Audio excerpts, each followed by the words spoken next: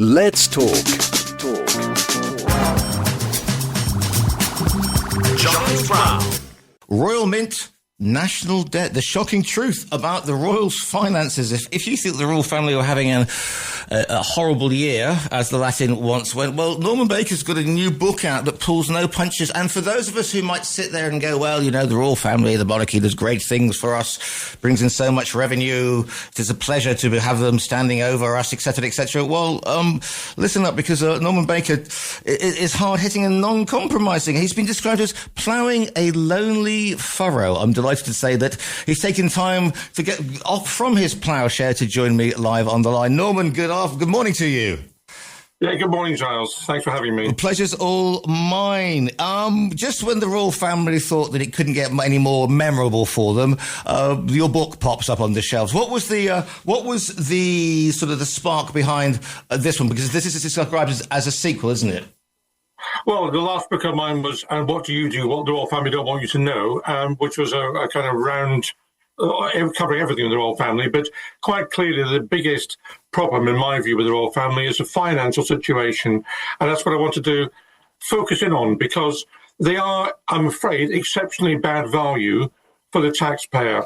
They cost us $500 million a year, as a best estimate, which is more than 10 times the nearest European monarchy, which is the Dutch at £46 million a year. They've accumulated vast wealth from the public purse. Charles is worth $1.8 billion at a conservative estimate. All of them are millionaires. And yeah, the monarchy was bankrupt in 1760. Where's the money come from? It's come from the public purse. It's come from special tax exemptions, and it's come from gifts which have been given officially, which ought to be handed over to the state, which they've kept personally. Collections of racehorses, Fabergé eggs, Monet paintings, you name it, they've got it. And there's no inheritance tax paid on it. When Charles got his inheritance from the Queen, no inheritance tax paid on private possessions. Do you think that perhaps the British public has a sort of sentimental blind spot then? We have a collective blind spot when it comes to the royal family, because we just go, yes, but, you know, king and country and all that, Norman. I mean, do you think that's one of the problems? I think the problem has been that there's been two problems. One is that the royal family, I'm afraid, the British royal family, and it doesn't apply in the same way as other European monarchies, has got a sense of entitlement and arrogance and greed, which was replicated perhaps in the monarchies before the 19th century, the kind of Russian Tsar and the German Kaiser and these people. The other European monarchies have modernized. Now, the kings and queens in Holland and in Scandinavian countries and Belgium take an oath of allegiance to the population at large, to democracy. Here in Britain, we still have to take an oath to them, the unelected. And there's a mindset there which says we're entitled to take what we want. That is the royal mindset. The other problem is, of course, there's been deference. There's been a willingness to let the monarchy be as it is, not to rock the boat too much, particularly when Queen Elizabeth was on the throne, because people respected her by and large as a decent monarch. I didn't want to rock the boat. And I'm afraid the royal family's used that as cover to not to modernise, but to extract more and more from the public purse. I don't want to bore you with statistics, but let me just give you one. In 2011, the civil list, which gives the financial support for the royal family, was 7.9 million from the taxpayer. This year, the sovereign grant, which has replaced it, is 132.1 million. 7.9 to 132 in 14 years. Work it out for yourself. So, I mean, you said that in the 18th century, the royals were basically bankrupt. So how did they make this sort of incredible turnaround then, from being sort of paupers in stockings, as it were, to this sort of Leviathan, this financial Leviathan that we now are dealing with? Well, one is to extract as much as possible from the public purse, to plead poverty. We may have to sell a polo pony or two, Prince Philip said. Absolutely ridiculous. You go back to Victorian times. Prince Albert went to the government and said, we haven't got enough money to do our duties. So the government gave them more money. What did they do with the money? They bought Sandringham and Balmoral with that money. In other words, they got money under false pretences. Now, I can tell you what that is, having been in Parliament. That's fiddling your expenses. That's what that is. So they used public money for their own private benefit. Then they got a whole range of tax exemptions, which don't apply to anyone else. I mentioned inheritance tax. For example, the Queen paid no income tax, no capital gains tax or anything else like that between 1952 and 1993. The Daily Mail, hardly the most radical paper in the world, calculated that one tax exemption alone from dividend income tax would have gained the Queen £1 billion from that one exemption. That was our calculation in 2002. Then there's the petition with the Duchies of Lancaster, Duchy of Cornwall, which Charles insists are called private properties. They are not private properties. They are matters which are regulated by Parliament and have to make an annual report to Parliament every year, to the Treasury. What other private estates have to give an annual report to the Treasury? They were only missed out from the transfer of lands to the government in 1760. That was part of the deal in 1760. The government got the Crown lands in return to the responsibility for farming, for financing the army and the civil service and everything else, and giving the king some money for duties to be carried out. That was a deal. The Crown estate was then created, if you like, at that point. But the duchies, because they were worthless at that point, were not included. Well, they're not worthless now. They're worth an absolute fortune. So that money that should be going to the Treasury, for example, the use of the seabed for wind farms, which is an absolute windfall, that's not going to the Treasury. That's going into Charles's pocket. You know, why should it be that these duchies, which are royal slush funds, are providing huge amounts of money for Charles, the Duchy of Lancaster, and William, the Duchy of Cornwall? The Duchy of Cornwall gives William $25 million a year income. That's 150 times what the Prime Minister gets. And so, you could argue, couldn't you, because... And I just like the way you say the Daily Mail, not the most reactionary of papers. That's got to be my quote of the year. But of course, you cannot move for pictures of the Princess of Wales being caring and feeling people's pain and, you know, cost of living crisis affecting us all. And of course, on the day of a budget that is expected to squeeze the British people even tighter, you could argue if the royals really did want to do something to help their subjects, then, you know, getting taxed on their lands or whatever would obviously help plug these gaps that the Chancellor's trying to do. Well, of course. I mean, I'm not saying the royals don't do some useful things. I mean, they do highlight issues which are important, so I don't want to be completely negative about it. But what I would say is the palace has a spin machine. They make sure the papers have photographs of Kate doing nice things. They have photographs of the kids and their birthday, which have all been made the best photographs possible that they get. They have reports of the royals meeting important people, as they should do. But they don't have photographs of the royals going out shooting and hunting, because that's not regarded as good PR. They don't have photographs of Charles taking a helicopter from London to Cambridge to give a lecture on climate change when he could be taking a train. They don't have photographs photographs that do exist have been smothered. There's a photograph, for example, from before the war of Edward VIII, who was basically a Nazi sympathiser, with the Queen Mother, and young Elizabeth, not her fault, she was about 7 at the time, giving Nazi salutes. And that was on the front page of the papers, on the front page of the Sun. The Royal Highnesses was the title of that. Well, that photograph disappeared pretty damn quick, hasn't it? We don't see that anymore. And what would people in the East End have thought in the war when the Queen Mother was saying, "I'm with you in the East End," if they saw a picture of her giving a Nazi salute? No, they have a spin machine in the palace to make sure the right stuff comes out to foster their image, and the wrong stuff is smothered. So where did you sort of follow the paper trail from? Because again, you looked at this in your first book. Was it just digging a little bit deeper? Are these accounts sort of, and this expenditure and this sort of avoidance, is it readily available, or is the spin machine sort of putting up barriers and it's buried under expenses and land? It's all very difficult, Charles, to get hold of, and they make it difficult to get hold of. First of all, the Royal Archives are regarded as, quote, private. Private, by the way, is the Royals' favourite word. Everything's private. They don't want to come out. The Royal Archives are private. They've only got one small room. I've been in it, where there's 4 researchers a day allowed. In the whole of Windsor Castle, they can only have a little room with 4 people in it to do the research. There's no record of what's actually there. It's like throwing a dart at a dartboard with a blindfold on. There's no index. You ask for something in the hope that there is something exists, and nothing after 1952 is accessible. So it's all pre-52. Everything else is still secret. Unlike the National Archives, of course, which are much more open to the public at large. Then there's the Freedom of Information Act, which came in, and I was assured as an MP in 2000 it would apply to the royal family the same as it would apply to any other public body.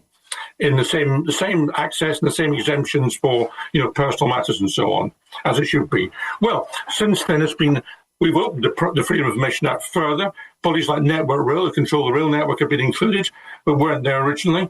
The only body that's gone backwards is the royal family. Now, why was this? Because the Guardian newspaper in the 2000s found out about Charles' so-called spider letters. This is when he wrote letters to the government ministers arguing for policy positions, quite improperly, in favour of hunting, in favour of homeopathy and so on, matters which are political matters and he should have been involved in. And the Guardian found it out and published them. What was Charles' reaction as Prince of Wales? It wasn't to say, sorry, I shouldn't have done that, I'm non-political. No, his reaction was, let's try and find a way to make sure I can carry on doing this, but people don't find out about it. So there's been mass exemptions of the royal family from the Freedom of Information Act. So, whatever you look at, it's about spin and about management of information.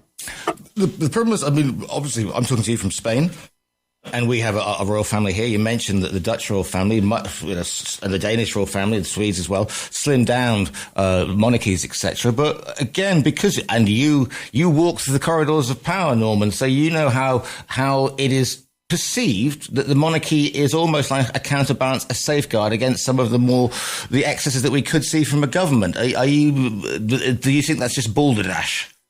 Well, it is actually in a way, because we have an unwritten constitution in Britain, which is not what the paper is not written on. If you look at the position with Brexit, for example, Boris Johnson, when he was Prime Minister, acted illegally by trying to prorogue Parliament and making sure MPs couldn't vote on the matter for a period of months. And the Queen, I don't know what her personal views on that matter, but she had to take the advice of the Prime Minister.